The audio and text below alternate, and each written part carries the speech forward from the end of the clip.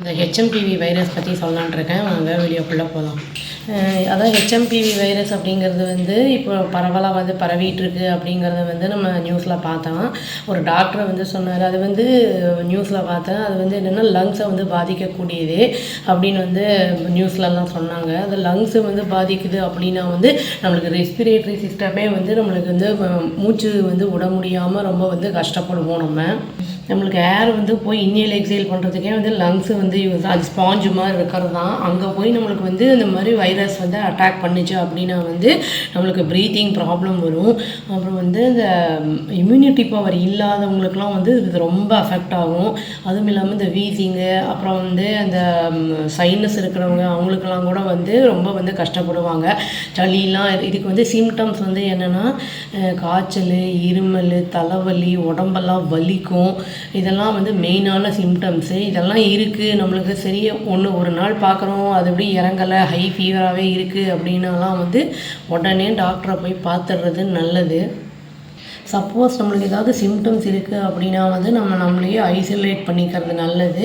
இது வந்து மற்றவங்களுக்கும் வந்து இது வந்து பாதிப்பை ஏற்படுத்தும். இப்போ இருமல்லாம் வருது அப்படின்னா வந்து அதை சப்போஸ் அந்த சின்ன சின்ன அந்த பார்ட்டிகல்ஸ் ஏதாவது சளி அந்த மாதிரிலாம் வந்து கீழே விழுறது அந்த மாதிரிலாம் இருந்தால் கம்யூனிகபிள் டிசீஸ் இது. அதனால் வந்து மற்றவங்களுக்கும் பரவக்கூடிய வாய்ப்புகள் நிறைய இருக்குது.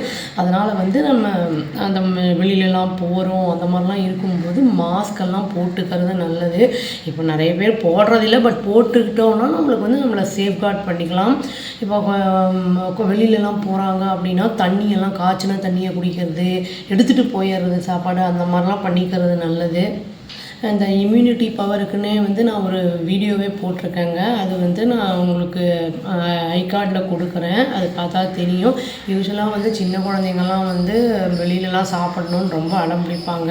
அவங்களுக்கெல்லாம் வந்து நம்ம அந்த மாதிரி வாங்கி கொடுக்காம, ரொம்பலாம் வாங்கி கொடுக்காம அவங்களுக்கு கொஞ்சம் ஹெல்த்தை பார்த்துக்கிறது நல்லது. ஏன்னா வந்து அவங்க இம்யூனிட்டி பவர் வந்து நம்மளை காட்டிலும் கம்மியாக தான் இருக்கும்.